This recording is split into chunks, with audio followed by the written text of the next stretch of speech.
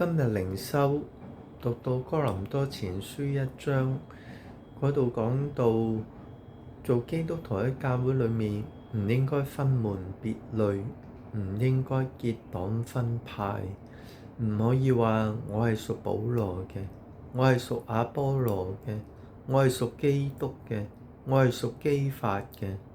我哋只有一位主，就係主耶穌基督，亦都只有一位神，就係父神，亦都只有一位靈，就係聖靈。基督唔係分開，因為基督係教會嘅頭，教會係基督嘅身體。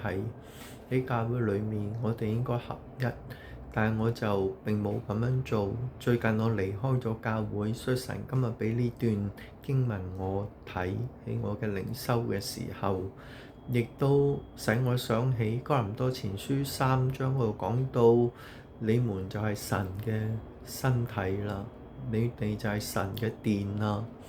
邊個毀壞神嘅殿，神必毀壞嗰個人。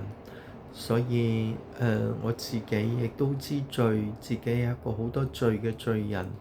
願教會可以原諒我，重新接納我，返教會。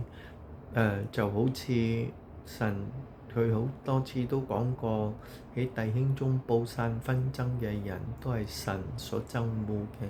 願神愛我，千祈唔好憎惡我。奉主耶穌名祈求，阿門。